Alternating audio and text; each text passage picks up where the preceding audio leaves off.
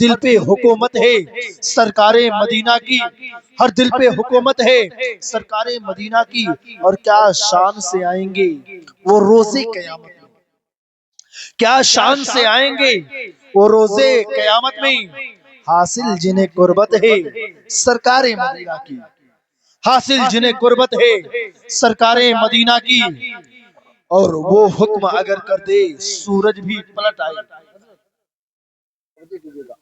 وہ حکم اگر کر دے سورج بھی پلٹ آئے، وہ حکم اگر کر دے سورج بھی پلٹ آئے، یہ دیکھیے عظمت ہے سرکار مدینہ کی، یہ دیکھیے عظمت ہے سرکار مدینہ کی، اور انصاف کا پلہ ہی رہتا ہے سدا بھاری، انصاف کا پلہ ہی رہتا ہے سدا بھاری، جب رب کی عدالت ہے سرکار مدینہ کی، جب رب کی عدالت ہے سرکار مدینہ کی۔ واقعی میں جب میں کہلوا رہا تھا تو اتنا لوگ نہیں کہے جتنا میں نے چپ کہنے کی بول دیا۔ تو اب آئیے کرسی خطابت پر حضرت علامہ مولانا مفتی شمشاد مصباحی گورکھپور سے جو آئے ہوئے ہیں، کرسی خطابت پر جلوہ افروز ہو چکے ہیں۔ واقعی میں حضرت کا چہرہ دیکھیے، واقعی میں جب اللہ والوں کو دیکھا جاتا ہے تو جب رسول پاک کے عاشق کو دیکھا جاتا ہے تو اللہ یاد آ جاتا ہے، کیونکہ اللہ تبارک و تعالیٰ کے پیارے رسول فرماتے ہیں جب اللہ والوں کو دیکھا جائے تو اللہ ہی یاد آ جاتا ہے۔ تو آؤ ان کے چہرے کو دیکھتے دیکھتے آؤ ایک عشق کا شعر سن لیجئے، سنیں گے؟ عشق کا شعر کون سا شعر ہے عشق کا معلوم ہے کہ تیری نظروں سے نظروں کا ملانا بھی ہے بے ادبی، تیری نظروں سے نظروں کا ملانا بھی ہے بے ادبی، تیری سرکار میں پلکی اٹھانا بھی ہے بے ادبی،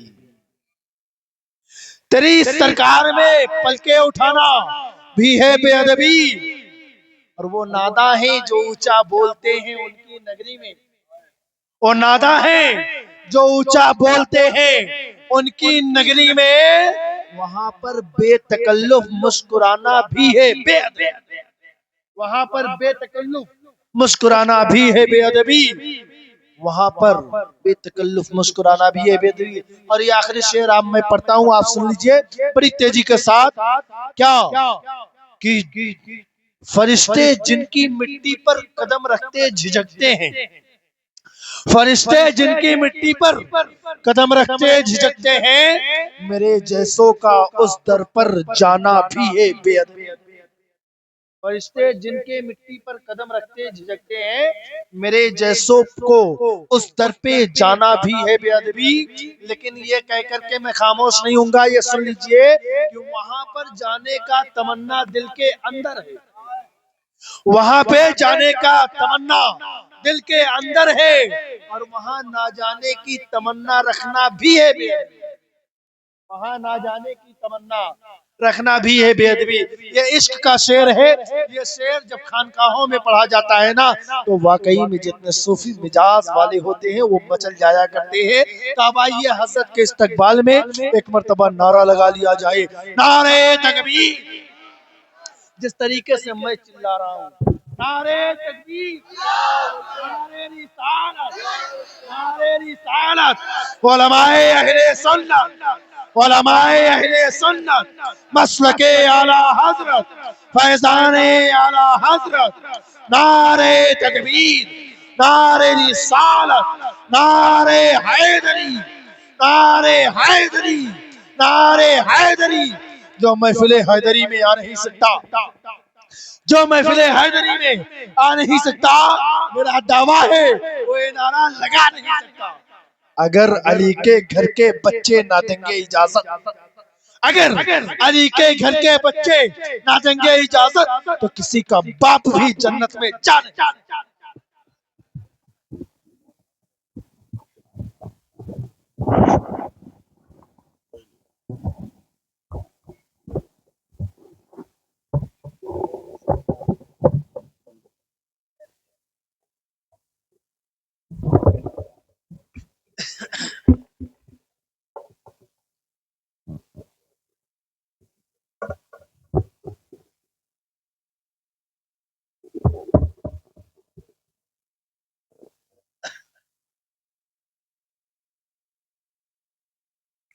معزز سامعین کرام، السلام علیکم ورحمۃ اللہ وبرکاتہ۔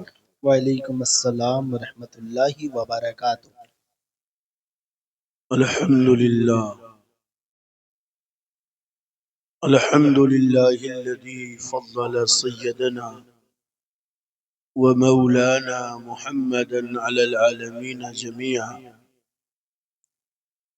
وأقامه يوم القيامة للمذنبين المتلوثين الخطائين الهالكين شفيعا،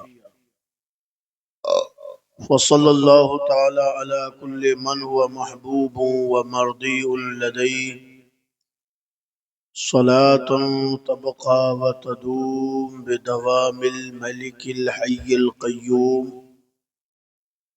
أشهد أن لا إله إلا الله وحده لا شريك له، وأشهد أن محمدا عبده ورسوله بالهدى ودين الحق يرسلا. أما بعد، فأعوذ بالله من الشيطان الرجيم. بسم الله الرحمن الرحيم. كنتم أمواتا فأحياكم ثم يميتكم ثم يحييكم ثم إليه ترجعون. وقال الله تعالى: إن الأبرار لفي نعيم وإن الفجار لفي جحيم. صدق الله العلي العظيم وصدق رسوله النبي الأمين الكريم، ونحن على ذلك لمن الشاهدين والشاكرين، والحمد لله رب العالمين. معزز سامعین و سامعات، آئیے آقا کی بارگاہ میں نذرانے درود پاک پیش کر لیں، پڑھیں اللہم صلی علی سیدنا و مولانا محمد بارک وسلم صلاۃ و سلاما علیک یا رسول اللہ صلی اللہ تعالی علیہ وسلم۔ جب بھی آپ حضرات کو درود پاک پڑھنے کے لیے کہا جائے تو ایسا محسوس نہیں ہونا چاہیے کہ درود پاک پڑھنے میں آپ کو کوئی زحمت ہو رہی ہے، بلکہ یوں لگنا چاہیے کہ کوئی بڑا قیمتی ہیرا تھا جس کو آپ بھول گئے تھے، کسی نے آپ کو یاد دلا دیا اور آپ نے جھپٹ کر اس ہیرے کو اٹھا لیا۔ کیونکہ درود پاک یہ بڑا ہی عظیم وظیفہ ہے اور اللہ کو اتنا مقبول ہے، اتنا محبوب ہے کہ علماء فرماتے ہیں اگر کوئی دعا رب کی بارگاہ میں مانگی جائے تو اس دعا سے پہلے بھی درود پاک پڑھ لو اور اس دعا کے بعد بھی درود پاک پڑھ لو، بیچ میں دعا ہو، دونوں طرف درود مصطفیٰ ہو، تو یقینی طور پر تمہاری وہ دعا رب کے حضور قبول کر لی جائے گی۔ کیوں؟ اس لیے کہ درود پاک پہلے ہی سے رب کی بارگاہ میں مقبول ہے، پہلے ہی سے رب کی بارگاہ میں محبوب ہے، اور جب درود رب کی بارگاہ میں پسندیدہ ہے تو دو درودوں کے بیچ میں جو دعا ہوگی وہ دعا بھی رب کی بارگاہ میں مقبول ہوتی ہے۔ سبحان اللہ، سبحان اللہ، بہت یہی وجہ ہے کہ ہم دعائیں مانگنے سے پہلے بھی درود پڑھتے ہیں اور دعائیں مانگنے کے بعد بھی درود پڑھتے ہیں، اور اگر کوئی لمبی درود پاک یاد نہ ہو تو اتنا تو ہر مسلمان کو یاد رہنا چاہیے کہ وہ پڑھے صلی اللہ علیہ وسلم. پڑھیے میرے ساتھ، صلی اللہ علیہ وسلم. اتنا تو ہر شخص پڑھ سکتا ہے. یہ سب سے مختصر اور سب سے چھوٹی درود پاک ہے، صلی اللہ علیہ وسلم، جس کا مطلب ہوتا ہے اللہ عز و جل اپنے نبی پر رحمت کاملہ نازل فرمائے. درود پاک کی بے شمار عظمتیں ہیں، مگر اس کی ایک فضیلت بیان کر کے میں اپنے موضوع پر آ جاؤں گا. اللہ کے نبی سرور دو عالم صلی اللہ علیہ وسلم ارشاد فرماتے ہیں کہ جب کوئی مومن بندہ دل سے ایک مرتبہ درود پاک پڑھتا ہے تو اس درود کے صدقے اللہ عز و جل ایک فرشتے کو پیدا فرماتا ہے، نوری مخلوق کو پیدا فرماتا ہے، اور وہ نوری فرشتہ ایسا ہوتا ہے کہ اس کے دو پنکھ ہوتے ہیں، جیسے پریوں اور پرندوں کے پنکھ ہوتے ہیں. وہ پنکھ والا فرشتہ نور کے سمندر میں ڈبکی لگاتا ہے، غوطہ زن ہو کر سمندر نور سے باہر آتا ہے. مصطفیٰ فرماتے ہیں پھر اپنے پروں کو پھڑ پھڑاتا ہے، اپنی پنکھ کو جھاڑتا ہے، اس کی پنکھ سے پانی کی جتنی بوندیں نکلتی ہیں، ہر بوند سے اللہ عز و جل 70 فرشتوں کو پیدا فرماتا ہے. ہر قطرے سے 70 نوری مخلوق پیدا فرماتا ہے، اور یہ سارے فرشتے قیامت تک اس درود پڑھنے والے کے لیے دعائے مغفرت کرتے رہتے ہیں. یعنی آپ نے ایک مرتبہ درود پاک پڑھ لیا تو اللہ عز و جل نے آپ کی بخشش کا سامان تیار کر دیا، اور قیامت تک وہ سارے فرشتے آپ کے لیے دعائے مغفرت کرتے رہتے ہیں. لہذا درود پاک پڑھنے میں کسی بھی طریقے سے کنجوسی یا کمزوری کا مظاہرہ نہیں ہونا چاہیے. پڑھیے میرے ساتھ، اللہم صلی علی سیدنا و مولانا محمد بارک وسلم صلاۃ و سلاما علیک یا رسول اللہ صلی اللہ تعالی علیہ وسلم.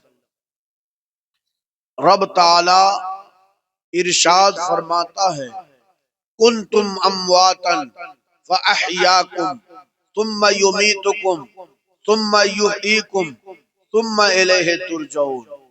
اے میرے بندو، تم سب کے سب مردہ تھے، تمہارے رب نے تمہیں زندگی عطا فرمائی. تم کیا تھے؟ پانی کا ایک قطرہ، پانی کی ایک بوند جس میں زندگی نہ تھی، جس میں حیات نہ تھی. اللہ نے تمہیں زندگی عطا فرمائی، پھر وہ تمہیں موت دے گا، پھر وہ تمہیں زندہ کرے گا، پھر تم سب رب کی بارگاہ میں اکٹھا کیے جاؤ گے. یہ ہماری زندگی جو ملی ہے یہ ہمیشہ کے لیے نہیں ملی ہے، یہ چند ہی برسوں اور چند ہی لمحوں کی زندگی ہے. اس سے پہلے بھی ہم مردہ تھے، اس کے بعد بھی ہم مردہ ہوں گے، اور جب تک ہم مردہ تھے تب تک ہمارا کوئی نام لیوا نہ تھا، نہ ہمارا کوئی باپ تھا، نہ کوئی بھائی تھا، نہ کوئی بہن تھی، نہ کوئی یاد کرنے والا تھا. یہ رشتے ناتے ناتے ہم زندگی میں دنیا میں آئے تو ہمارے نام لینے والے پیدا ہو گئے، ہمارے رشتے جڑ گئے. یعنی جب تک ہم مردہ تھے تب تک ہمارا کوئی ذکر نہ تھا، کوئی ہمارا چرچا نہیں کرتا، کوئی ہمارا نام نہیں لیتا.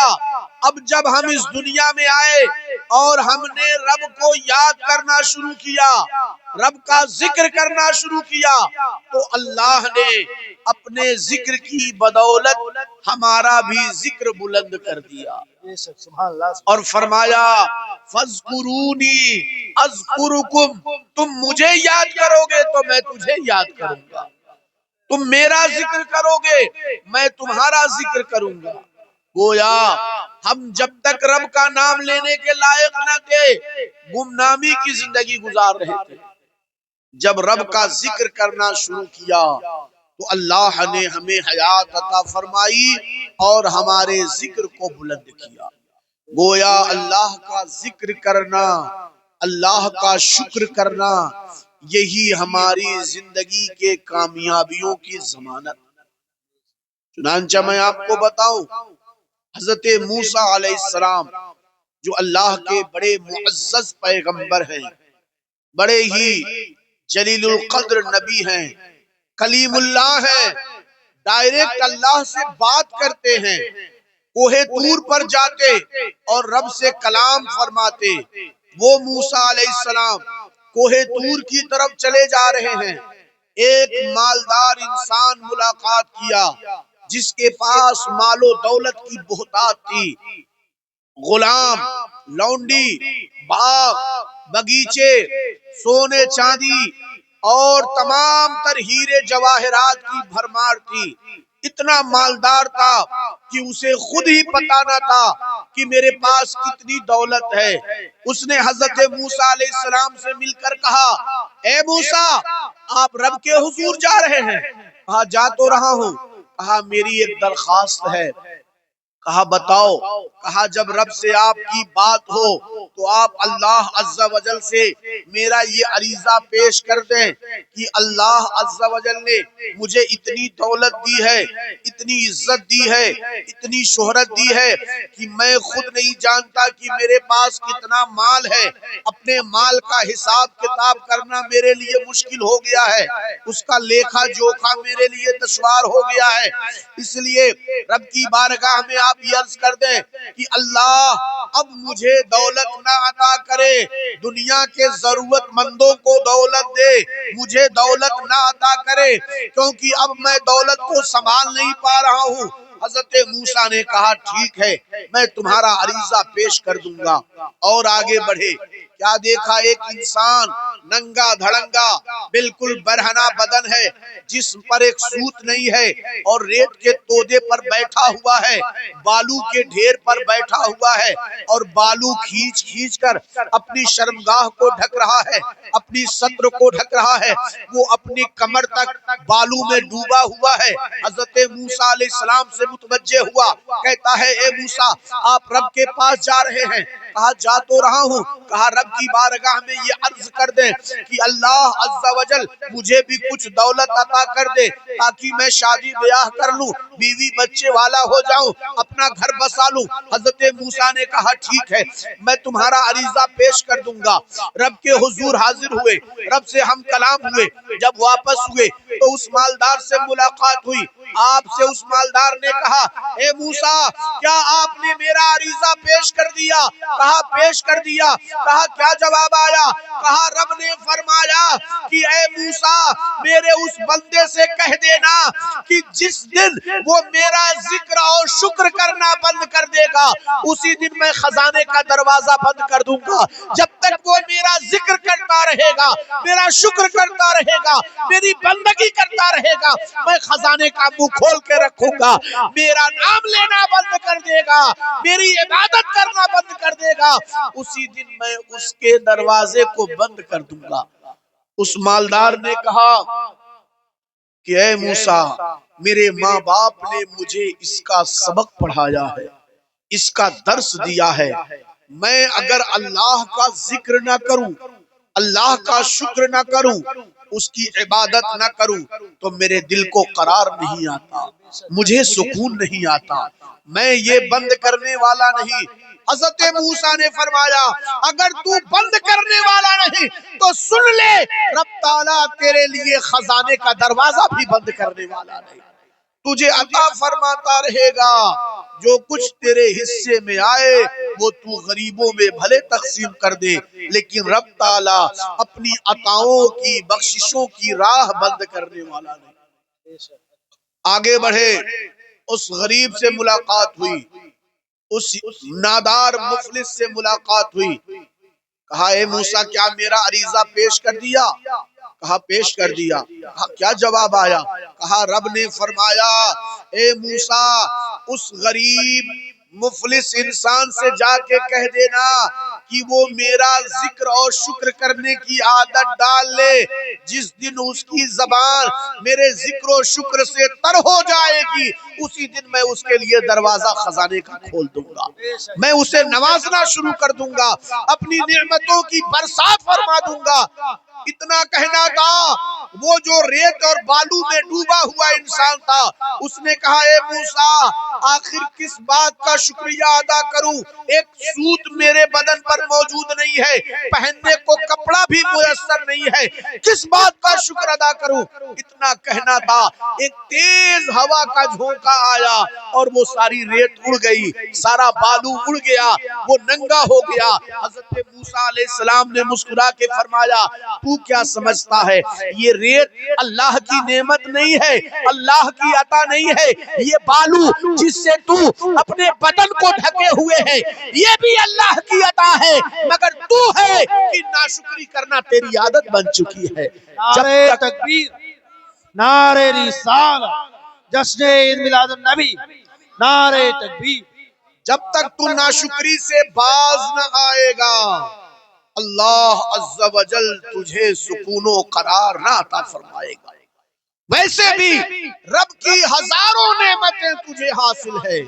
اس نے زندگی دی، زندگی میں اس نے تمام نعمتوں کا خزانہ عطا فرمایا. ہاتھ دیا، پیر دیا، آنکھیں دی، کان دیے، ناک دیے، تمہیں بولنے کی صلاحیت دی، قوت گویائی دی. ساری نعمتوں سے تو تجھے نوازا ہے. وَإِن تَعُدُّوا نِعْمَتَ اللَّهِ فَلَا تُحْصُوهَا.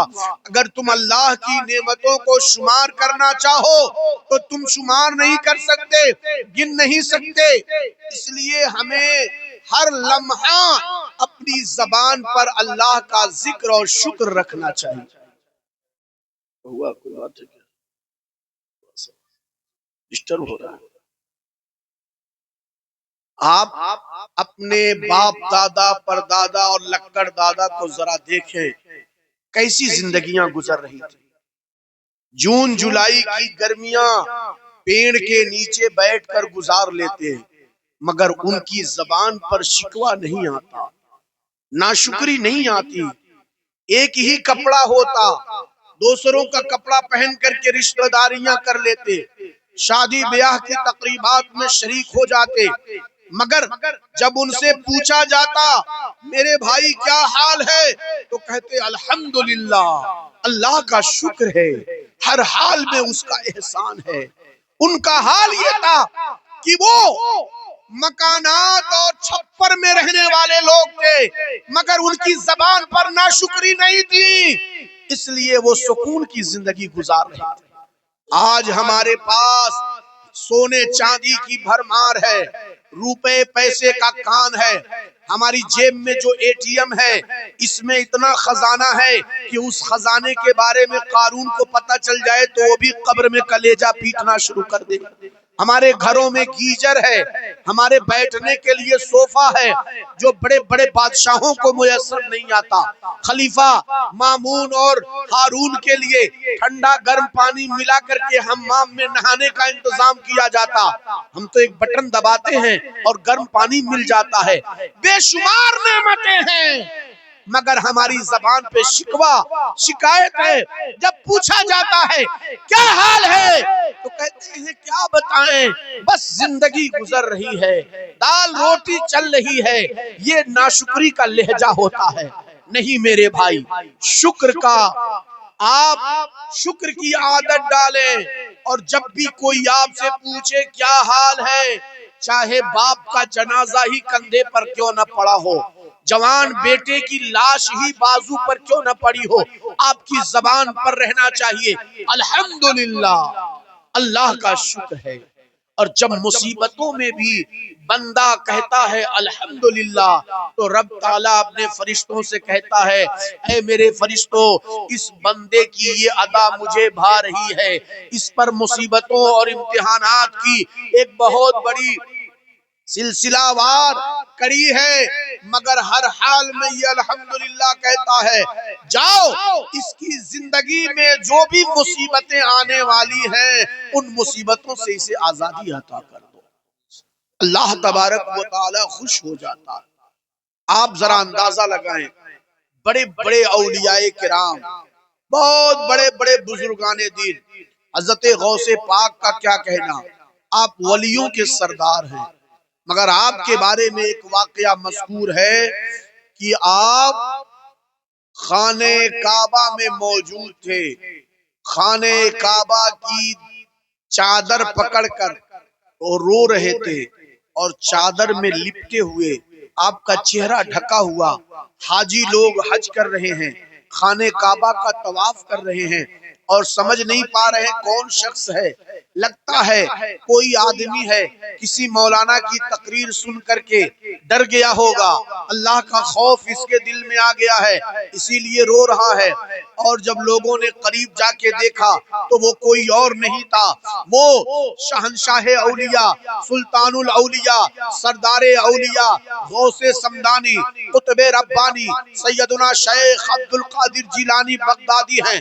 اللہ اکبر، وہ زارو قطار رو رہے ہیں، اور اللہ نے انہیں اتنا اعلیٰ مقام عطا فرمایا، اتنا اعلیٰ مقام عطا فرمایا کہ اعلیٰ حضرت فرماتے ہیں واہ کیا مرتبہ اے غوث ہے بالا تیرا، اونچے اونچوں کے سروں سے ہے قدم اعلیٰ تیرا۔ اتنا اعلیٰ مقام غوث سمدانی کا ہے، مگر کعبے کی چادر کو پکڑ کر، غلاف کعبہ کو پکڑ کر رو رہے ہیں، اور رب کی بارگاہ میں کہہ رہے ہیں اے مولا، میں نے زندگی میں جتنی نیکیاں کی ہیں، اگر یہ نیکیاں تجھے پسند ہیں تو مجھے معافی عطا کر دے، میری بخشش فرما دے، اور اگر یہ نیکیاں تجھے پسند نہیں ہیں تو یا اللہ قیامت کے دن مجھے اندھا اٹھانا تاکہ اپنی ذلت و رسوائی کا تماشا نہ دیکھ سکوں، اپنی ذلت کو نہ اپنی آنکھوں سے دیکھ سکوں۔ آپ اندازہ لگاؤ، یہ اللہ کے بڑے بڑے مقرب صالحین بندوں کے سردار ہیں، مگر رب کا خوف اور رب کا ذکر اور شکر کیسے ان کی زبانوں میں پڑا ہوا ہے۔ آج ہم تھوڑا سا نیک عمل کرتے ہیں تو اترانے لگتے ہیں، سینہ تان کر چڑھتے ہیں، ہم حاجی ہو گئے، ہم نمازی ہو گئے، ہم پابند صوم و صلات ہو گئے۔ نہیں، اپنی زبان اور اپنے دل کو ہمیشہ قابو میں رکھنا ہے، ذکر و شکر کرنا ہے۔ حضرت سلطان العارفین، شیخ الشیوخ، حضرت بایزید بستامی رحمت اللہ علیہ، بہت بڑے ولی ہیں، ان کو ایک مرض لاحق ہوا، وہ جب پیشاب کرتے تو پیشاب کی جگہ خون کے قطرات بہا کرتے تھے۔ بار بار یہ واقعہ پیش آیا، اور بار بار یہ عارضہ پیش آتا کہ کبھی طبیعت صحیح رہتی، کبھی طبیعت خراب ہو جاتی، پیشاب کی جگہ پہ خون کے قطرات آتے۔ مریدوں کو پتا چلا، مریدوں نے کہا حضور یہ تو بہت مہلک مرض ہے، اس کا علاج ہونا چاہیے، آپ حکم دیں، ہم طبیبوں کو بلا کر لائیں، اس کا علاج کریں۔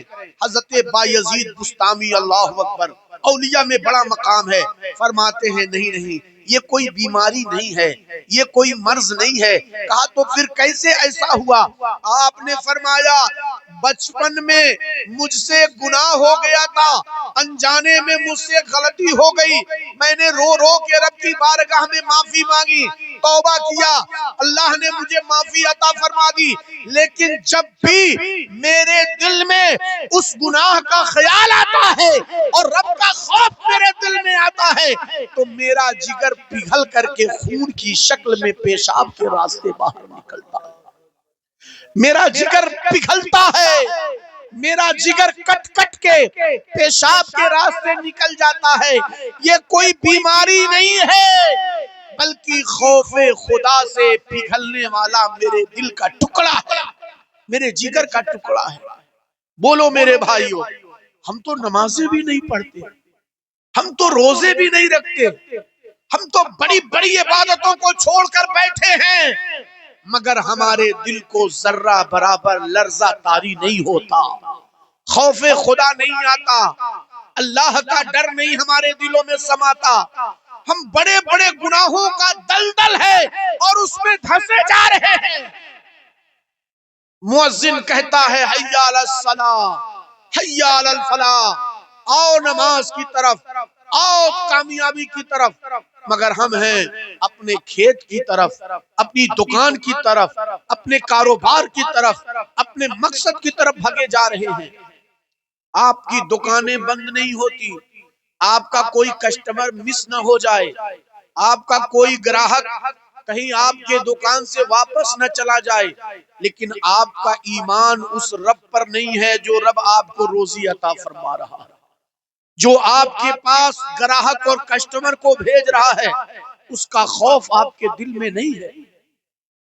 ایک گنہگار شخص حضرت ابراہیم بن ادہم مجذوب بزرگ ہیں، ان کے پاس آتا ہے، آ کے کہتا ہے حضور والا مجھے کوئی ایسا نسخہ بتا دیں، کوئی ایسا طریقہ بتا دیں کہ اللہ کے ذکر و شکر کی عادت پڑ جائے، گناہوں سے نفرت پیدا ہو جائے، برائیوں سے دوری ہو جائے، کوئی ایسا طریقہ بیان فرما دیں۔ حضرت ابراہیم بن ادہم فرماتے ہیں اے اللہ کے بندے، جب تیرا دل گناہ کی طرف مائل ہو تو تو یہ فیصلہ کر لے کہ آج رب کا دیا ہوا رزق نہیں کھائے گا، رب کا دیا ہوا پانی نہیں پیے گا۔ کہا حضور ایسا کیسے ہو سکتا ہے، بغیر کھائے پیے زندگی کیسے گزرے گی؟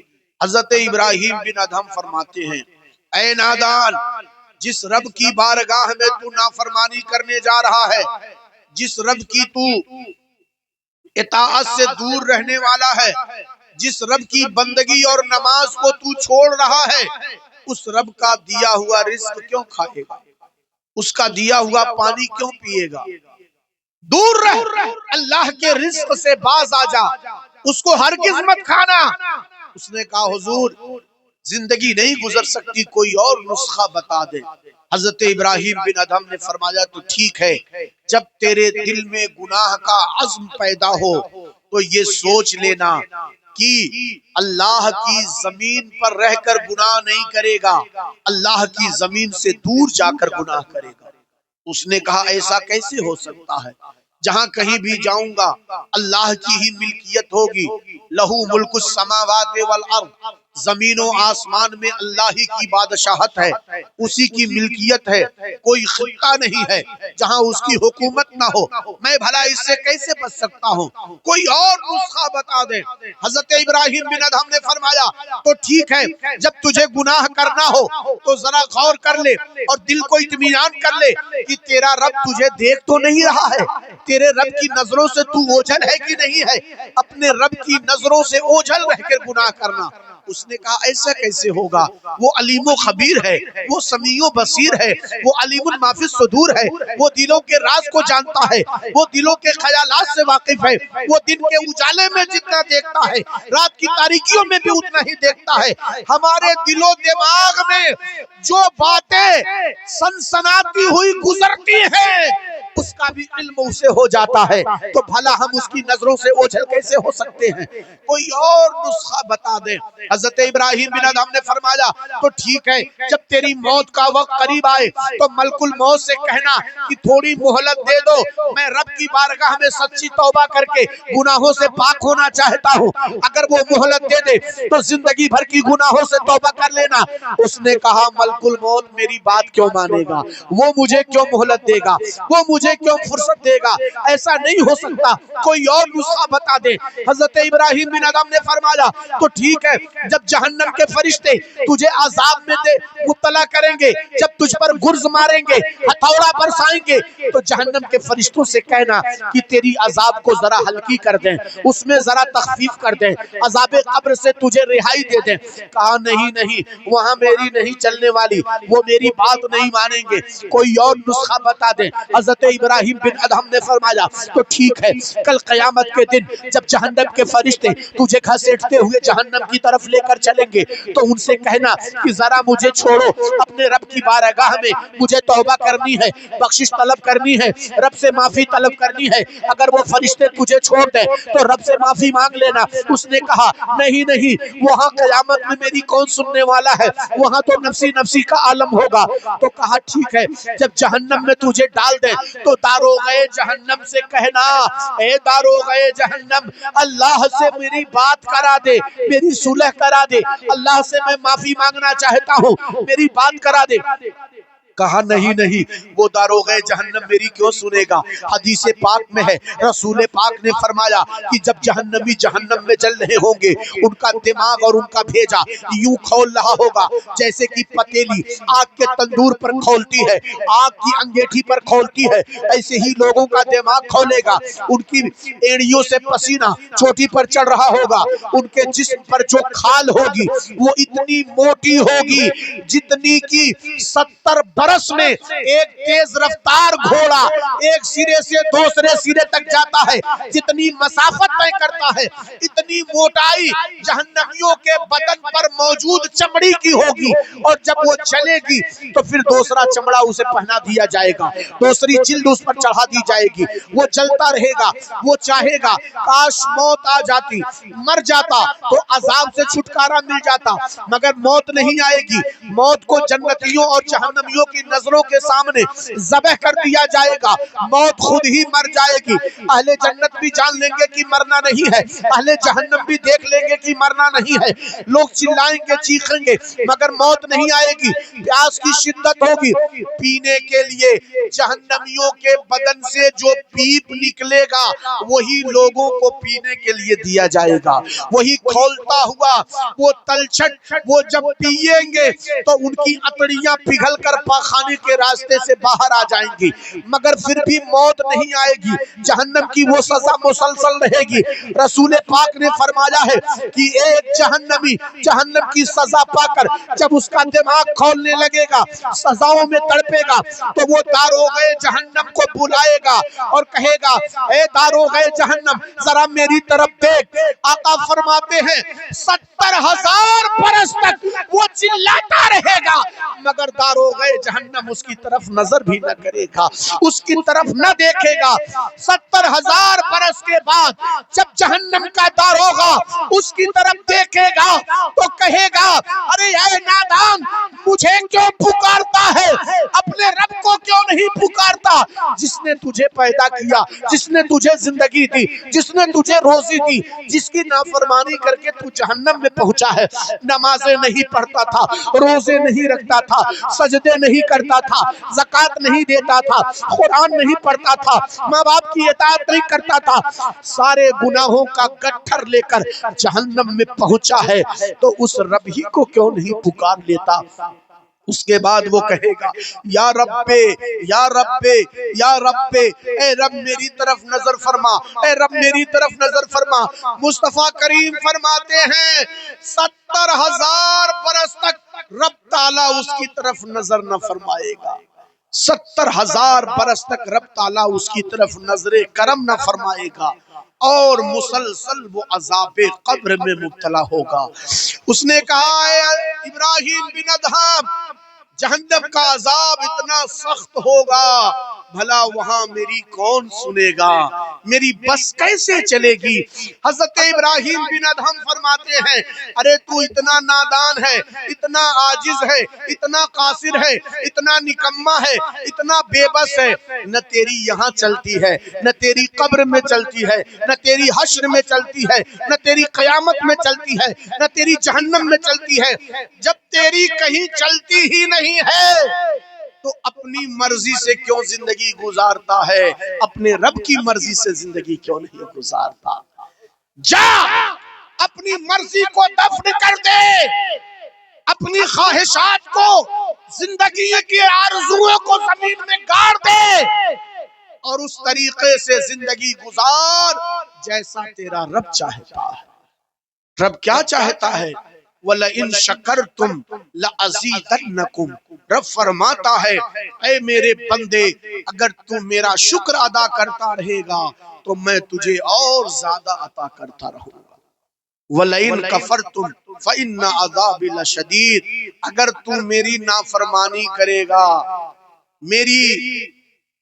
تو اگر نافرمانی کرے گا تو جان رکھ کہ میرا عذاب بڑا سخت ہے، میری پکڑ بڑی تیز ہے۔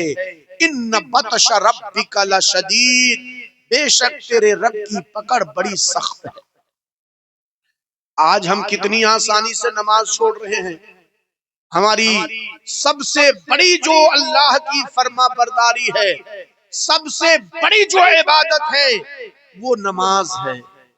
زکوٰۃ دینے کے لیے مال خرچ کرنا پڑے گا، حج کرنے کے لیے رقم لگانی پڑے گی، روزہ رکھنے کے لیے صحت مند ہونا پڑے گا، مگر نماز پڑھنے کے لیے نہ مال کی ضرورت ہے، نہ محنت کی ضرورت ہے، نہ بہت زیادہ صحت کی ضرورت ہے، نہ بہت زیادہ طاقت کی ضرورت ہے۔ سب سے آسان عبادت نماز ہے، مگر سارے عبادتوں میں سب سے اہم عبادت نماز، مگر ہم نہیں پڑھتے۔ ہم اللہ کی نمازوں کو، اللہ کی عبادتوں کو ہم پسے پشت ڈالے ہوئے ہیں۔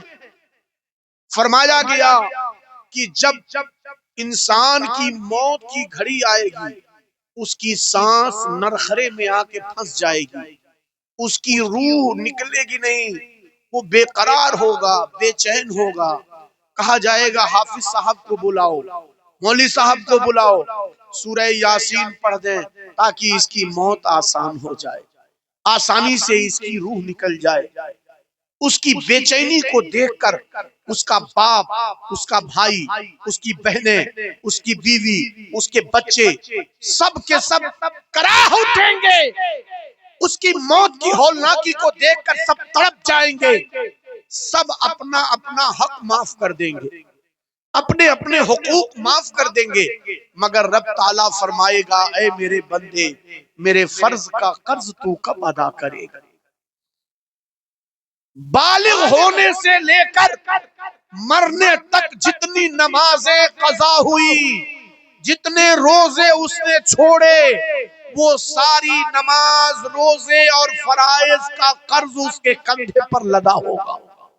فرمایا گیا وہ منو مٹی کے نیچے چلا جائے گا، مگر اس کے فرض کا قرض اس کے کندھے سے نہیں اترے گا۔ اس لیے میرے بھائی، یہ جو سانسیں چل رہی ہیں، ان سانسوں کو غنیمت جانیے، جتنی جلد ہو سکے اپنی نمازوں کو ادا کر لیجئے۔ روز محشر کی جاں گداز بود، اولی پرشش نماز بود۔ وہ میدان محشر جو ہولناکی کا دن ہوگا، اس دن سب سے پہلے جو سوال ہوگا وہ نماز کے متعلق ہوگا۔ جنتی جنت میں ہوں گے، جہنمی جہنم میں ہوں گے، جہنمی چلا رہے ہوں گے، چیخ رہے ہوں گے۔ ان کی چیخوں پکار کو سن کر جنتی کہیں گے تم جہنم میں کیوں ڈالے گئے، دوزخ کی آگ میں کیوں جلائے جا رہے ہو؟ قرآن کی زبان سنیے، وہ کہیں گے لم نکو من المصلین، ہم نمازیں نہیں پڑھتے تھے اسی لیے جہنم میں ڈال دیے۔ وہ کوئی کافر نہیں تھے، وہ کوئی مشرک نہیں تھے، وہ کوئی بہت بڑا گناہ کرنے والے نہیں تھے، وہ انہوں نے یہی گناہ سب سے بڑا کیا تھا کہ نمازیں وہ چھوڑ رہے تھے۔ بے نمازی اللہ کے نزدیک کتنا مبغوض ہے، کتنا مذموم ہے، ذرا اندازہ لگائیے۔ اللہ کے نبی فرماتے ہیں کہ بے نمازی لوگ قیامت کے دن جب آئیں گے تو ان کی پیشانیوں پر 3 سطر لکھی ہوگی، ان کی پیشانیوں پر 3 لائن لکھی ہوگی۔ پہلی لائن میں لکھا ہوگا یہ وہ شخص ہے جس نے اللہ کا حق مارا ہے، دوسری لائن میں لکھا ہوگا یہ وہ شخص ہے جو غضب الہی کا مستحق ٹھہرا ہے، اور تیسری لائن میں لکھا ہوگا یہ وہ شخص ہے جس پر آج کے دن رب تعالی ذرہ برابر رحم نہیں فرمائے۔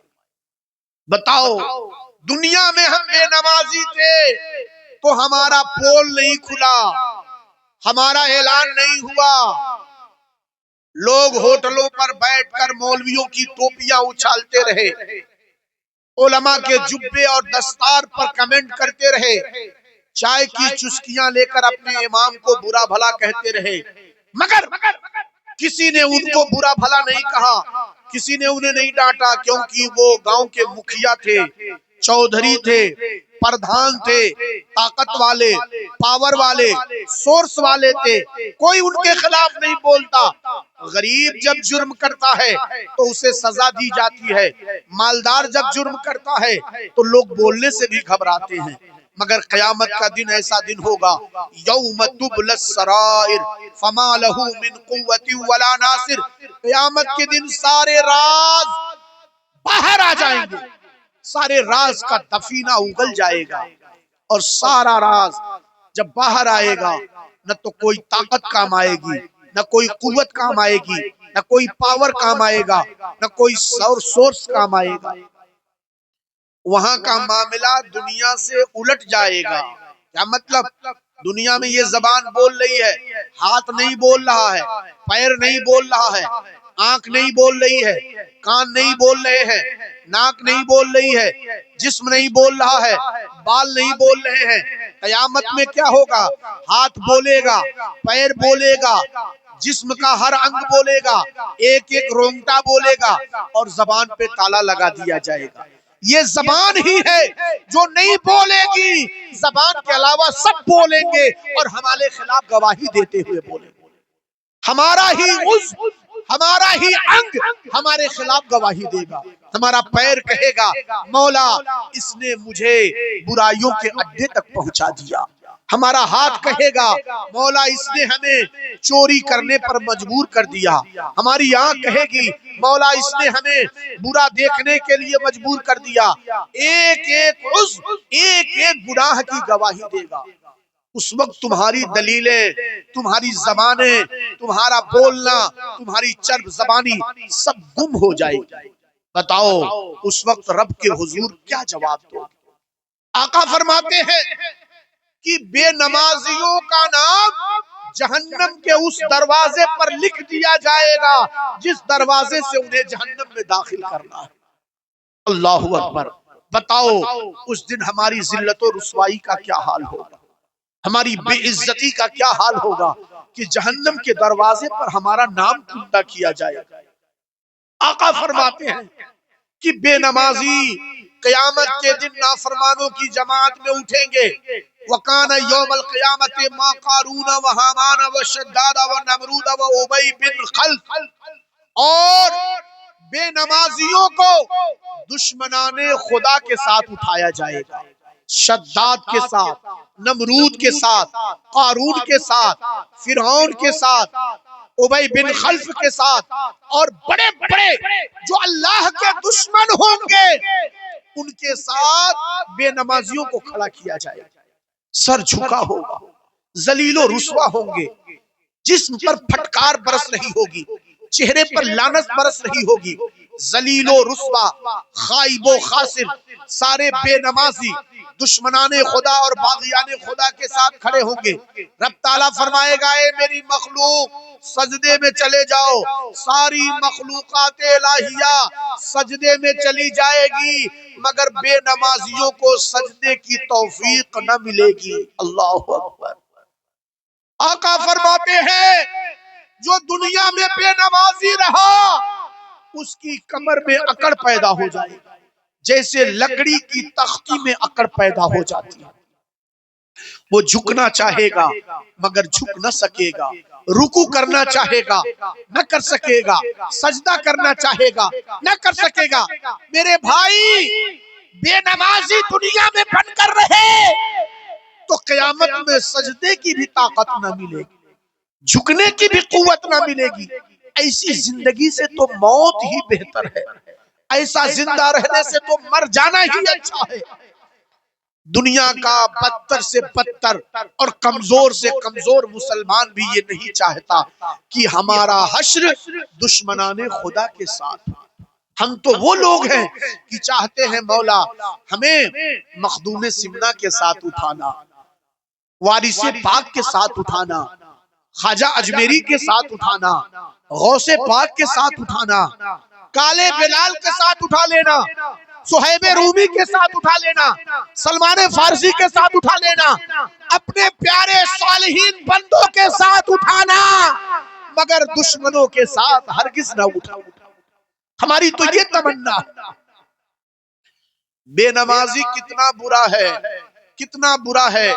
حضرت غوث پاک رضی اللہ تعالیٰ عنہ فرماتے ہیں، جو بڑے پیر ہیں، دستگیر ہیں، فرماتے ہیں اے لوگو، بے نمازی کو مسلمان کے قبرستان میں دفن نہ کیا کرو، کیونکہ بے نمازی پر جو عذاب ہوتا ہے اس عذاب سے قبرستان کے مردوں کو اذیت پہنچتی ہے۔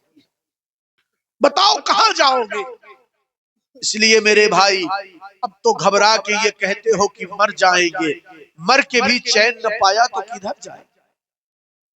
آپ سمجھتے ہو کہ دنیا میں آئے ہیں کھا پی کر کے، مستی کر کے، اور دنیا کی تمام رنگینیوں سے مزہ لے کر کے بس مر جائیں گے، اور مر جائیں گے تو قصہ ختم ہو جائے گا؟ نہیں، رب فرماتا ہے کنتم امواتا فاحیاکم، تم مردہ تھے، ہم نے زندہ کیا، ثم یمیتکم، پھر تمہیں موت دوں گا، ثم یحییکم، پھر تجھے زندگی دوں گا، ثم الیہ ترجعون، پھر سب اٹھا کر کے میری بارگاہ میں لائے جاؤ۔ تو یہ ابھی ہم دوسری دنیا میں ہیں۔ ایک دنیا وہ تھی جب ہماری روح عالم ارواح میں تھی، دوسری دنیا یہ ہے جس میں ابھی ہم عالم اجسام میں ہیں، اس کے بعد قبر کی دنیا ہے، اس کے بعد برزخ کی دنیا ہے، اس کے بعد حشر کی دنیا ہے، اس کے بعد پھر جنت یا جہنم کی دنیا۔ تو ابھی دو ہی دنیا تو ہم نے دیکھی ہے، ابھی تو چار دنیا ہمیں دیکھنی ہے، یا تین دنیا ہمیں دیکھنی ہے۔ تو یہ زندگی جو گزری ہے، جس زندگی میں ہم چل رہے ہیں، یہ دار العمل ہے۔ اس کے بعد جو زندگی آئے گی وہ دار الجزا ہے۔ اور موت کوئی آسان چیز نہیں ہے، وہ آسان لقمہ نہیں ہے کہ جس کو جب چاہا کھا لیا، مر گئے، کھیل ختم، نہیں۔ رب فرماتا ہے کلو نفس ذائقۃ الموت، ہر نفس کو موت کا مزہ چکھنا ہے۔ یہ نہیں فرمایا کہ موت کا لقمہ کھانا ہے، یہ بھی نہیں فرمایا کہ موت کا گھونٹ پینا ہے، یہ فرمایا موت کا مزہ چکھنا ہے۔ اور چکھنا کسے کہتے ہیں؟ عورت پکوڑی بنا رہی ہے اور اس میں سے اٹھا کر کے تھوڑا سا زبان پہ رکھا اور چکھ لیا، تھوک دیا، روزہ نہیں ٹوٹے گا۔ فقہا فرماتے ہیں اگر ظالم شوہر ہے، بیوی کو ستاتا ہے، اور رمضان کے مہینے میں وہ کچھ بنا رہی ہے، پکا رہی ہے، اور ڈر ہے کہ نمک کم زیادہ ہو جائے گا تو ظالم مارے گا، گالی دے گا، چھوڑ دے گا، طلاق دے دے گا، ایسا ڈر ہے، تو وہ چکھ سکتی ہے۔ چکھنے کا مطلب کھانا نہیں ہوتا ہے، چکھنے کا مطلب اٹھا کر کے زبان پہ رکھا پھر تھوک دیا، اسی کا نام تو چکھنا ہے۔ روزہ بھی نہیں ٹوٹے گا۔ اور رب فرماتا ہے کلو نفس ذائقۃ الموت، ہر نفس کو موت کا مزہ چکھنا ہے۔ یعنی موت ایک ایسی چیز ہے کہ زبان پر رکھتے ہی بس ختم، اور ختم ایسا ہو گیا کہ بتا بھی نہیں پائے گا کہ موت کا ذائقہ کیسا تھا، یہ بھی بتانے کا موقع نہیں ملے گا۔ موت کیسی تھی، اس کا مزہ کیسا تھا، یہ بھی بتانے کا موقع نہیں ملے گا۔ نبی پاک فرماتے ہیں لوگوں، موت بڑی ہی ہولناک چیز ہے۔ جب میرے مصطفیٰ موت کی یاد فرماتے تو اتنا روتے کہ روتے روتے آپ کی داڑھی مبارک آنسوؤں سے بھیگ جایا کرتی۔ حضرت جبریل امین آتے جو فرشتوں کے سردار ہیں، پوچھتے یا رسول اللہ آپ اس قدر کیوں روتے ہیں؟ آقا فرماتے ہیں جبریل بتا، کیا پچھلی امتوں کو موت کا جو درد لاحق ہوتا تھا، کیا وہی درد میری امت کو بھی لاحق ہوگا؟ اتنا ہی درد میری امت کو ہوگا؟ جبریل امی عرض کرتے تھے ہاں، آپ کی امت کو بھی موت کا درد آئے گا۔ نبی فرماتے کاش میری امت کے حصے کا سارا درد مجھے دے دیا جاتا، لیکن میری امت کی موت کو آسان کر دیا جاتا۔ یہ غمخوار نبی ہے، یہ مہربان نبی ہے، جو ہمارا بھی درد لے لینا چاہتے ہیں، ہمارے حصے کا درد بھی سہ لینا چاہتے ہیں۔ اور ہم ہیں کہ نماز آنکھوں کی ٹھنڈک ہے میرے مصطفیٰ کی۔ آقا فرماتے ہیں قرۃ عینی فی الصلاۃ، میری آنکھوں کو آرام ملتا ہے، ٹھنڈک ملتی ہے جب میرا امتی نماز ادا کرتا ہے۔ ہم اپنے نبی کو ٹھنڈک بھی نہیں پہنچانا چاہتے، نبی کی آنکھوں کو آرام بھی نہیں پہنچانا چاہتے، اور وہ نبی ہیں کہ ہماری موت کا درد بھی لینے کو تیار ہے۔ اللہ کے نبی صلی اللہ علیہ وسلم نے فرمایا کاش میری امت کی موت کا درد مجھے دے دیا جاتا، لیکن میری امت کے موت کو آسان کر دیا جاتا۔ حضرت جبریل امین نے نسخہ دیا، عرض کیا ہے میرے آقا آپ کی امت میں جو لوگ ہر نماز فرض کے بعد آیت الکرسی کی تلاوت کریں گے اللہ ان کی موتیں آسان فرما دے گا۔ جو ہر فرض نماز کے بعد، مگر پہلے نمازی بننا پڑے گا تبھی آسان موت آئے گی۔ ڈاکٹر اقبال نے کہا اے لوگو، نبی نے فرمایا ہے کہ اپنے مردوں کے پاس بیٹھ کر سورہ یاسین پڑھا کرو، سورہ یاسین تمہارے مردوں کو فائدہ پہنچاتی ہے۔ ڈاکٹر اقبال شاعر مشرق ہے، فرماتے ہیں اے بندے مومن، جب سورہ یاسین تیرے مردے کو فائدہ پہنچاتی ہے تو ذرا غور کر تیرے زندے کو کتنا فائدہ پہنچاتی ہوگی۔ جو زندگی میں سورہ یاسین پڑھتا ہوگا اس کو کتنا فائدہ ملتا ہوگا۔ آقا فرماتے ہیں موت کا درد اتنا شدید ہوگا، اتنا شدید ہوگا کہ فرماتے ہیں جیسے سوتی کا کپڑا پانی میں بھگا دیا جائے اور ببول کے سوکھے کانٹے دار درخت پر اس کپڑے کو پھیلا دیا جائے اور کنارے سے پکڑ کر اس کپڑے کو کھینچ لیا جائے۔ آقا فرماتے ہیں میرے صحابہ، میرے ساتھیوں، بتاؤ اس کپڑے کا کیا حال ہوگا؟ صحابہ عرض کرتے ہیں یا رسول اللہ اس کے تو تانے بانے بکھر جائیں، اس کے تو تار تار الجھ کر رہ جائیں گے، وہ کپڑا ببول کے کانٹوں میں پھنس کر رہ جائے گا۔ آقا فرماتے ہیں یہی حال اس وقت ہوتا ہے جب ملک الموت بندے کے جسم سے روح کو کھینچتا ہے تو وہ روح اس کے بدن کے رونگٹے رونگٹے میں الجھتی ہے، پھنستی ہے، مضطرب ہوتی ہے، اور روح اور بدن کا برسوں کا ساتھ رہا ہوتا ہے، اس لیے روح بدن سے نکلنا نہیں چاہتی۔ جو حال اس کپڑے کا ہوتا ہے ایسے ہی روح بڑی مشقت کے ساتھ بدن انسانی سے باہر آتا ہے۔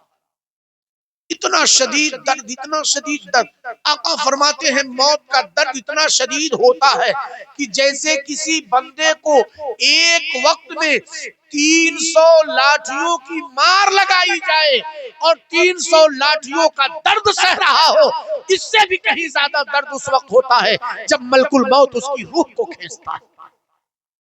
آقا فرماتے ہیں کہ جب بندہ مرتا ہے تو اس کا جو درد ہوتا ہے وہ درد اگر جانوروں کو بتا دیا جائے، بھیڑ بکریوں کو بتا دیا جائے، گائے بیل بھینس اونٹ کو بچا دیا جائے تو وہ جنگلوں میں گھاس پھوس کھانا بند کر دیں، چرنا بند کر دیں، پانی پینا بند کر دیں، موت کے خوف سے وہ کھانا پینا چھوڑ دیں اور ان کی کھال ان کی ہڈیوں سے چپک جائے، گوشت کی نشو و نما نہ ہو اور دنیا والوں کو کھانے کے لیے گوشت میسر نہ آئے، گوشت حاصل نہ ہو۔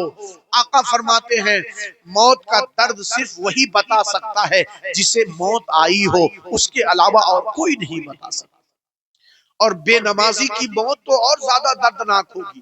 آقا فرماتے ہیں بے نمازی جب مرے گا تو وہ پیاسا مرے گا، اتنی پیاس کی شدت ہوگی کہ اگر اسے سمندر کا پورا پانی پلا دیا جائے تب بھی وہ کہے گا العطش العطش، پیاس پیاس، پانی پانی، اور یہی کہتا ہوا مرے گا۔ دنیا کا سمندر بھی پی لے گا تب بھی اس کی پیاس نہیں بجھنے والی۔ میرے بھائی آج ہم اے سی میں رہنے والے، کولر کی ہوا کھانے والے، فریج کا پانی پینے والے، زندگی بہت آرام سے گزر رہی ہے، مگر ذرا موت کو بھی یاد کر لیا کرو۔ بے نمازی رہ کر زندگی گزارنا یہ اچھی بات نہیں ہے، اور ہما شما کا حال تو الگ ہے، ہم تو عام لوگ ہیں۔ ذرا نبیوں کی موت کا جائزہ لیجئے۔ امام غزالی نے مکاشفۃ القلوب میں یہ حدیثیں لکھی ہیں، آپ مکاشفۃ القلوب نامی کتاب اٹھا کر پڑھیے۔ امام غزالی فرماتے ہیں جب نبیوں کی موتیں آئی ہیں تب بھی وہ موتیں دردناک ہوئی ہیں۔ حضرت موسیٰ علیہ السلام کو جب کو کیسا پایا، موسیٰ عرض کرتے ہیں اے مولا میں نے موت کو ایسا پایا جیسے اون کے گولے میں لوہے کی سلار ڈال کر کھینچ لیا جائے، ایسا ہی درد اور ایسی ہی کلفت میں نے موت کے اندر محسوس کی۔ اللہ اکبر۔ حضرت ابراہیم علیہ السلام کو جب موت آئی، اللہ کے خلیل ہیں، اللہ کے دوست ہیں، خلیل اللہ ہیں، وہ ابراہیم کے نبی کے دادا ہیں۔ جب ان کا انتقال ہوا، رب نے فرمایا اے ابراہیم بتا تو نے موت کو کیسا پایا؟ حضرت ابراہیم خلیل اللہ عرض کرتے ہیں اے مولا میں نے موت کو ایسا پایا جیسے زندہ بکری کے جسم سے کسائی کھال کھینچ رہا ہو اور وہ بکری تڑپ رہی ہو، ایسی ہی تڑپ میں نے موت کے اندر محسوس کی۔ بتاؤ جب نبیوں کی موتیں اتنی دردناک ہیں تو ہماری موتیں کتنی دردناک ہوں۔ اس لیے میرے بھائی آسان موت چاہتے ہو تو نمازی بن جاؤ، آسان موت چاہتے ہو تو اللہ کا ذکر، اللہ کا شکر کرنے کی عادت ڈالو، اور نماز وہ عبادت ہے جس میں سب سے زیادہ ذکر الہی اور سب سے زیادہ شکر الہی حاصل ہے۔ نماز وہی عبادت ہے جس میں سب سے زیادہ ذکر ہے اور جس میں سب سے زیادہ شکر ہے۔ آپ اندازہ لگائیں حضرت عیسیٰ علیہ السلام کو اللہ نے معجزہ عطا فرمایا تھا۔ عیسیٰ روح اللہ کو معجزہ کیا تھا؟ مردوں کو زندہ کر دیا کرتے تھے، مادرزاد اندھوں کو ہاتھ پھیر دیتے، وہ نابینا بینا ہو جاتا تھا۔ آپ کوڑھی کو سفید داغ والے کو چھو دیتے، وہ صحت یاب ہو جاتا۔ مردے کو آپ ٹھوکر مارتے، لات سے مار دیتے، کہتے قم باذن اللہ، اٹھ کر کے کھڑا ہو جاتا۔ یہ معجزہ حضرت عیسیٰ علیہ السلام کو اللہ نے عطا فرمایا تھا۔ وہ عیسیٰ علیہ السلام اپنے قریبی کی قبر پر گئے، بڑا قریبی کوئی ان کا رشتہ دار تھا، قبر پر گئے اور چاہا کہ مردے کو زندہ کرے۔ قبر کے قریب گئے، قبر کے اندر سے آواز آئی اے عیسیٰ آپ مجھے زندہ کرنا چاہتے ہیں؟ کہا ہاں اسی لیے آیا ہوں۔ کہا نہیں خبردار زندہ مت کیجئے گا، اگر آپ نے مجھے زندہ کیا تو پھر دوبارہ مجھے موت آئے گی، اور اب موت کا درد سہنے کی سکت مجھ میں نہیں ہے، دوبارہ موت کا درد میں نہیں سہ سکتا۔ ایک بار موت کا درد سہ لیا، اب دوبارہ موت کا درد سہنے کی طاقت و قوت مجھ سے نہیں ہے۔ بتاؤ میرے بھائی موت کا درد اتنا شدید ہے کہ لوگ جینے کی آرزو چھوڑ دیتے ہیں، جینے کی تمنا چھوڑ دیتے ہیں، اور ہم اس زندگی میں اتنے مست ہو گئے ہیں کہ ہم نے موت کو ہی بھلا دیا۔ میرے بھائی سجدہ کرو، اس پیشانی کو سجدے کی حالت میں جھکا دو، جہاں کہیں بھی رہو، گھر میں، دکان میں، مکان میں، کھیت میں، کھلیان میں، ایک رومال اپنے ساتھ رکھو، زمین پر بچھا دو، مصلی بنا دو، رب کے 2 سجدے ادا کر دو۔ قسم خدا کی اگر تم نے اس زمین پر اپنی پیشانی کو جھکانا سیکھ لیا تو دنیا کی ساری طاقتیں تمہارے قدموں میں جھکنا شروع کر دے۔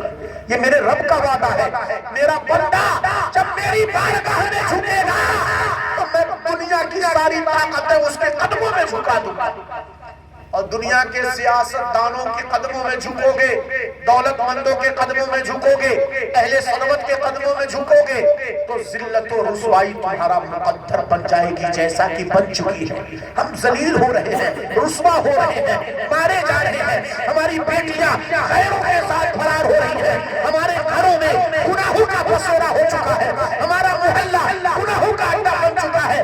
وجہ کیا ہے؟ وجہ یہ ہے کہ ہم رب کی نافرمانی کر رہے ہیں، پل پل ہر لمحہ ہم رب کی نافرمانی کر رہے ہیں. بس آخری بات میں آپ کے سامنے گزار کر کے رخصت ہو جاؤں. اسی ہندوستان کی سرزمین پر ایک شخص ہے جو مسلمان نہیں تھا, اسلام کی تعلیمات سے متاثر ہو کر اسلام قبول کیا, مسلمان ہو گیا. جب مسلمان ہوا تو اس کے گھر والوں نے, ماں باپ اور رشتہ داروں نے اسے مارنا شروع کیا, مار کے اسے ادھواں کر دیا, گھر سے بھگا دیا, جائیداد پراپرٹی سے بے دخل کیا, کھیت کھلیان باغات سے اسے بے دخل کر دیا. وہ بھاگتا ہوا ایک محلے میں آیا اور مسجد میں پہنچ کر امام صاحب کے پاس رو کر اپنا دکھڑا سنانے لگا. امام صاحب نے کہا ٹھیک ہے, یہ محلہ بڑا غریبوں کا محلہ ہے, میں تنہا امام ہوں, چند ہی لوگوں کی بستی ہے, میرے لیے کھانا آتا ہے, جب کھانا آئے گا تو اسی میں سے تو بھی کھا لے. میرے نبی کا فرمان ہے طعام الواحد یکفی للاثنین, ایک آدمی کا کھانا دو کے لیے کافی ہوا کرتا ہے. کھا لینا, اسی مسجد میں رہو, تجھے کوئی کچھ نہیں کرے گا. وہ مسجد میں رہنے لگا.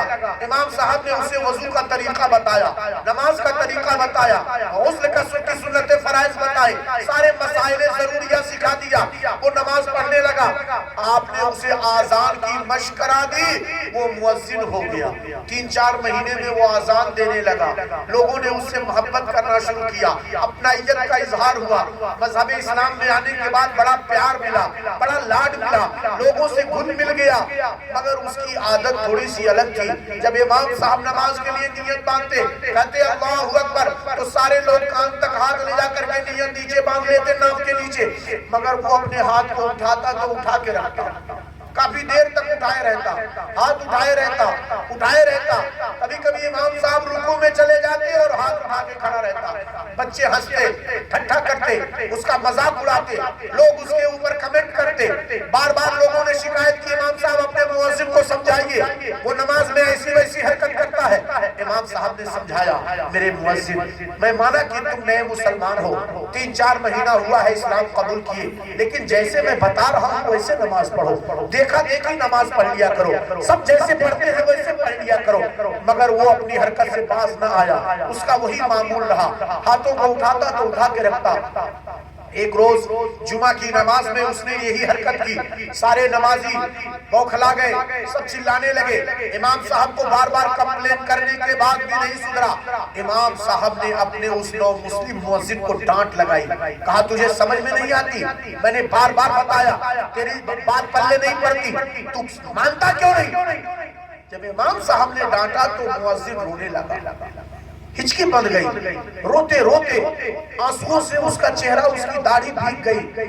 امام صاحب نے فرمایا کیوں رو رہے ہو, میری ڈانٹ تیرے دل کو لگ گئی, تجھے ٹھیس پہنچ گئی, مجھے معاف کر دو میرے مؤذن, میں تمہیں نہیں ڈانٹوں. امام صاحب بھی رونے لگے, کہا تیری ڈانٹ تیرے دل کو لگ گئی ہے, اب آئندہ نہیں ڈانٹوں گا, مگر وعدہ کر کے آئندہ ایسا نہیں کرے گا. اس نے کہا امام صاحب آپ کی ڈانٹ کا مجھ پر کوئی اثر نہیں ہے, آپ کے بولنے کی وجہ سے میں نہیں رو رہا ہوں, میں اس لیے رو رہا ہوں کاش کسی مسلمان ماں کی کوکھ سے میں نے جنم لیا ہوتا تو آج میرے سامنے یہ دن نہ آتے. امام صاحب میں بھی اگر مسلمان کے گھر میں پیدا ہوتا تو میرا بھی ایمان مضبوط ہوتا. آپ لوگ پیدائشی مسلمان ہیں, دائمی مسلمان ہیں, خاندانی مسلمان ہیں, آپ کے ایمان کے دھاگے مضبوط ہیں, آپ کی ایمان کی رسیاں مضبوط ہیں, آپ کا اسلام مضبوط ہے. جب آپ نیت باندھتے ہوں گے اور کہتے ہوں گے منہ میرا کعبہ شریف کی طرف, تو آپ کو کعبہ فوراً نظر آ جاتا ہوگا, اس لیے ہاتھ باندھ لیتے ہوں گے. لیکن جب میں نیت باندھتا ہوں, کہتا ہوں منہ میرا کعبہ شریف کی طرف, مجھے کعبہ نظر نہیں آتا, میں دوبارہ کہتا ہوں منہ میرا کعبہ شریف کی طرف, مجھے کعبہ نظر نہیں آتا, میں تیسری بار کہتا ہوں کعبہ شریف کی طرف, مجھے کعبہ نظر نہیں آتا, 10 بار کہتا ہوں مگر کعبہ نظر نہیں آتا, 20 بار کہتا ہوں کعبہ نظر نہیں آتا, 50 بار کہتا ہوں کعبہ نظر نہیں آتا. قسم خدا کی جب تک کعبہ نظر نہیں آتا ہاتھوں کو اٹھا کے رکھتا ہوں, جب کعبے کا دیدار ہوتا ہے تب تک کو نیچے لا کے رکھ لیتا ہوں. یہ اس لیے دیر ہوتی ہے کہ میں نے ابھی نیا اسلام قبول کیا ہے. آپ لوگوں کو ایک ہی بار میں کعبہ نظر آ جاتا ہے, ہاتھ باندھ لیتے ہیں, ہمیں 50 بار بولنا پڑتا ہے تب کعبہ نظر آتا ہے. اتنا کہنا تھا, امام صاحب نے اس کی پیشانی کو چوم لیا, سینے سے لگا لیا, رونے لگے, کہتے ہیں قسم خدا کی ہم پیدائشی مسلمان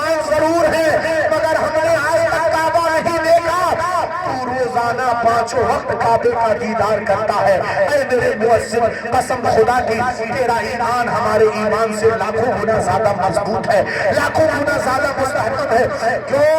اس لیے کہ تو نے قربانی پیش کی ہے، تو نے بلیہاری پیش کی ہے، تو نے جائیداد پراپرٹی چھوڑی ہے، ماں باپ کو چھوڑا ہے، اور اسلام قربانی مانگتا ہے، اسلام جانساری مانگتا ہے، اسلام بلیدار مانگتا ہے، اسلام بلیہاری مانگتا ہے۔ جو جتنی زیادہ قربانیاں پیش کرتا ہے اس کا اسلام اتنا ہی زیادہ مضبوط ہوتا ہے۔ اس لیے میرے بھائی، ہمارا بھی اسلام ہم سے قربانی مانگتا ہے۔ کتنی قربانی مانگتا ہے؟ مال کی قربانی، جان کی قربانی، آل کی قربانی نہیں۔ 10 منٹ فجر میں، 15 منٹ ظہر میں، 5 منٹ عصر میں، 7 منٹ مغرب میں، 20 منٹ عشاء میں، بس یہی 1 گھنٹے کی قربانی تو مانگ رہا ہے۔ 24 گھنٹے میں 1 گھنٹہ بھی اگر ہم نے قربان کر سکے تو قسم خدا سے ہم سے بڑا نکما اور کوئی نہیں ہو سکتا۔ گرم بستروں پہ سو جاتے ہو، اپنے نرم گداز بستروں پہ سو جاتے ہو، اور مؤذن پکارتا رہتا ہے، پکارتے پکارتے اس کی آواز بند ہو جاتی ہے، مگر آپ مسجد کی طرف نہیں جاتے۔ کتنے بڑے ہم کاہل ہیں، کتنے بڑے ہم نکمے ہیں۔ رسول نے فرمایا کہ جو لوگ مسجد کو نہیں پہنچتے، میں چاہتا ہوں کہ جنگل سے لکڑی منگاؤں اور سب کے گھروں میں آگ لگا دوں، سب کا گھر جل کر خاک ہو جائے۔ ایسے لوگوں کے گھروں کو جلا دینا پسند کرتا ہوں جو لوگ مسجد میں پہنچنے سے دور رہتے ہیں۔ آقا فرماتے ہیں جو لوگ مسجد میں نہیں جاتے، محلے کی مسجد ان لوگوں کے لیے بد دعائیں کرتی ہے۔ بتاؤ، اگر مسجد ہی نمازی کے لیے بد دعائیں کرنے لگے تو پھر کون ہوگا ہمارے لیے دعا کرنے والا؟ آقا فرماتے ہیں ایک اونٹ آپ کی بارگاہ میں آیا، بھاگتا بھاگتا نبی کے قدموں میں آ کے بیٹھ گیا۔ اس کا مالک آیا، اس نے آ کے کہا یا رسول اللہ یہ اونٹ میرا ہے۔ نبی نے فرمایا تیرا ہے تو لے جا، مگر بھاگ کیوں رہا ہے؟ کہا کہ یہ بھگوڑا ہے، بڑا سرکش ہے۔ نبی پاک کو اللہ نے رحمت للعالمین بنایا، سارے عالم کے لیے رحمت بنایا، ہر مخلوق سے آپ باتیں کرتے تھے۔ آپ نے اس اونٹ سے پوچھا کیوں بھاگایا، کیا بات ہے؟ بھگوڑا اونٹ اور بھگوڑا غلام اللہ کو پسند نہیں ہے۔ اس اونٹ نے کہا اے میرے آقا، دراصل میرا مالک رات کو عشاء کی نماز نہیں پڑھتا، مجھے ڈر ہے کہ اللہ کا عذاب اس کے گھر میں آئے تو میں بھی عذاب الہی میں گرفتار نہ ہو جاؤں، اس لیے ایسے نافرمان کے گھر میں میں نہیں رہنا چاہتا۔ بتاؤ، ہماری تو عشاء بھی چھوٹ رہی ہے، فجر بھی چھوٹ رہی ہے، ظہر بھی چھوٹ رہی ہے، عصر بھی چھوٹ رہی ہے، مغرب، ساری نمازیں ہماری جا رہی ہے، تو ہماری نافرمانی کس قدر بڑھی ہوئی۔ اس لیے میرے بھائی، خدا کے واسطے اللہ کے لیے آپ نمازی بن جاؤ، میرے کہنے سے نہیں، اپنے رب کے فرمانے سے۔ خدا کے واسطے بے نمازی بن کر زندگی مت گزارو، اور اطمینان سے نماز پڑھو۔ اگر نماز پڑھنے سے سکون نہ ملے تو علماء فرماتے ہیں سکون سے نماز پڑھو، سکون مل جائے گا۔ یہ نہیں کہ جلدی جلدی گئے اور کوا کی توڑ مارا اور کوا نہان کر کے چلے آئے، نہیں، اطمینان سے نماز پڑھو، سکون سے نماز پڑھو۔ صدر الشریعہ فرماتے ہیں اللہ کا نیک بندہ وہ ہے جو ٹھنڈی کے موسم میں وضو کرے جلدی جلدی اور نماز پڑھے دھیرے دھیرے۔ اس لیے میرے بھائی، بس یہی آپ سے عرض کرنا ہے، میری بہنیں ایک دوسرے بہنوں کو سورتیں سکھا دیں، مسئلہ بتا دیں، نماز کا طریقہ بتا دیں، ایک بہن دوسری بہن کو وضو کرا دے، وضو کرنے کا ڈھنگ بتا دے، یہی یہاں بھی کام آنے والی چیز ہے اور یہی آخرت میں بھی کام آنے والی چیز ہے۔ انہی باتوں کے ساتھ میں اپنی گفتگو ختم کرتا ہوں۔ رب کی بارگاہ میں دعا ہے کہ مولا تعالیٰ سب سے پہلے مجھے پھر آپ کو عمل کی توفیق عطا فرمائے، تمام حضرات کو اللہ کا فرما بردار بنائے۔ ان علماء کی قدر کیجئے، یہ ناظم صاحب ہیں، یہ شعراء ہیں، یہ حضرت حافظ ارمان صاحب ہیں، ان سے آپ دین سیکھئے، یہ جتنا سکھائیں، جتنا بتائیں، اس کو فالو کرنے کی کوشش کیجئے، اور کبھی شرم نہ کیجئے کہ ہم بوڑھے ہو گئے، ہم قریب ہیں موت کے تو ہم ان سے کیوں پوچھیں، نہیں، فَاسْأَلُوا أَهْلَ الذِّكْرِ إِن كُنتُمْ لَا لا تعلمون. رب فرماتا ہے اگر نہیں جانتے ہو تو جاننے والوں سے پوچھ لیا کرو. نبی فرماتے ہیں اطلب العلم من المہد الی اللحد. ماں کی گود سے لے کر قبر تک تجھے علم سیکھنا چاہیے. یہ نہ سمجھنا کہ بچپن میں علم سیکھنا ہے جوانی میں نہیں، جوانی میں سیکھنا ہے بڑھاپے میں نہیں. نہیں، جب تک قبر میں نہ پہنچ جاؤ تب تک علم سیکھتے رہو، کیونکہ علم سیکھنے والے کی بڑی اہمیت ہے. آخری بات، بالکل آخری بات، حضرت مخدوم سمنہ فرماتے ہیں کہ قرآن پاک کی ایک ایک آیت کے 70 معنی بیان کیے ہیں مفسرین نے. اس کی مثال فرماتے ہیں کہ ایک آیت کریمہ ہے یا لیتنی کنت ترابا، اے کاش میں مٹی ہو جاتا. فرماتے ہیں رب تعالیٰ قیامت کے دن جب فرمائے گا جنتی جنت میں چلے جائیں، جہنمی جہنم میں چلے جائیں، تو جنتی جنت میں جائیں گے، جہنمی جہنم میں جائیں گے. شعلے جوبالا بھڑکتی ہوئی آگ کو دیکھیں گے، اور جب جہنم کا عذاب دیکھیں گے تو جہنمی کہیں گے یا لیتنی کنت ترابا، اے کاش میں مٹی ہو جاتا. مٹی ہو جاتا تو اس عذاب سے بچ جاتا، اس عذاب کی سختیوں سے محفوظ رہتا. اور دوسری تفسیر فرماتے ہیں کہ جب رب تعالیٰ فرمائے گا جنتی جنت میں جائیں، جہنمی جہنم میں جائیں، تو ایک ایسا شخص جس کا نام تراب ہوگا، پوری زندگی کافر رہا، گناہ کرتا رہا، برائیوں میں مبتلا رہا، وہ بھی جنتیوں کے ساتھ جنت میں جائے گا. تو جہنمی کہیں گے ارے تو کہاں جا رہا ہے؟ تو تو کافر تھا، تو تو اللہ کو مانتا ہی نہیں تھا، تو تو رب کی عبادت ہی نہیں کرتا تھا، تو کہاں جنت میں جا رہا ہے؟ تو وہ تراب نام کا شخص کہے گا سنو، میں نے ایک نیکی کی تھی، میری وہ نیکی رب کو پسند آ گئی. کہا کون سی نیکی؟ کہا ایک مدرسے کا طالب علم تھا، وہ کچھ لکھ رہا تھا، اس کا قلم اس کے ہاتھ سے چھوٹ کر زمین پر گر گیا. میں نے اللہ کی رضا کے لیے اس قلم کو اٹھا کر اس کے ہاتھ میں تھما دیا. اللہ کو میری یہ ادا اتنی پسند آئی، نہ میں نے اپنا پیسہ لگایا، نہ قلم خریدا، نہ روپیہ لگایا، بس اسی بچے کا قلم اسی کو تھما دیا. اللہ نے مجھے یہ جزا دی کہ مرنے سے پہلے مجھے ایمان کی دولت عطا فرما دیا. میں مسلمان ہو گیا، گناہوں سے توبہ کر کے میں بری ہو گیا. یہی وجہ ہے کہ میں جنت میں جا رہا ہوں. تب وہ جہنمی کہیں گے یا لیتنی کنت ترابا، کاش میں بھی تراب ہوتا تو گناہوں سے نجات کا راستہ مل گیا ہو. اللہ کی رضا کے لیے کام کیجیے، دکھاوے کے لیے نہیں، مکاریوں کے لیے نہیں، ریاکاریوں کے لیے نہیں کہ لوگ کہیں گے میں نمازی ہوں، لوگ کہیں گے میں حاجی ہوں، لوگ کہیں گے میں نے عمرہ کیا ہے. نہیں نہیں، اللہ کی رضا کے لیے.